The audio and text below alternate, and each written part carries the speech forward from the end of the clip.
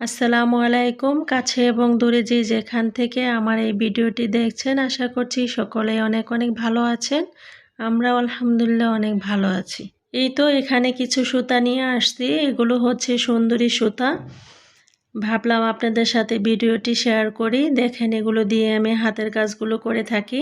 এখানে আমি কিছু কালার নিয়ে আসছি, এটা হচ্ছে হালকা গোলাপি এবং এখানে আছে বাসন্তী কালার এবং আকাশি কালার, জলপাই কালার, সাদা, অফ হোয়াইট। এই তো সব ধরনের সুতা নিয়ে আসছি। এই তো এই সুতাগুলো দিয়ে আমি কাজগুলো করে থাকি। এই ড্রেসগুলো কর্মীরা বাসায় দিয়ে গেছে, এগুলো এখন আমি দেখে তারপরে ওয়াশ করে আয়রন করে তারপরে রেডি করে নিব, পরে আপনাদের সাথে ভিডিওগুলো শেয়ার করব। আমার কর্মীদের হাতের কাজ মাশাআল্লাহ অনেক ভালো এবং ফিনিশিংও অনেক ভালো। এটা হচ্ছে প্রাইড বল প্রিন্ট কাপড়ের উপরে ডিজাইনটি করেছি। এই ড্রেসটি আমি ডালিয়া ডিজাইনে করে নিয়েছি। আর এখানে হালকা গোলাপের সাথে সাদা কাটওয়ার্ক করে কিছু ড্রেস আছে এবং এপ্লিকের কিছু ড্রেস আছে। এগুলো আয়রন করার পরে ধোয়ার পরে মাশাআল্লাহ অনেক সুন্দর লাগে।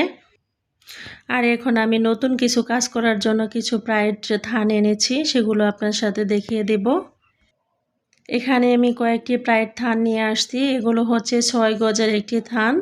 এই কয়েকটি কালার মিশিয়ে আমি সুন্দর কিছু ড্রেস তৈরি করব। এটা হচ্ছে নেভি ব্লু কালার, কিন্তু এখানে কালো দেখাচ্ছে, আসলে এটা নেভি ব্লু।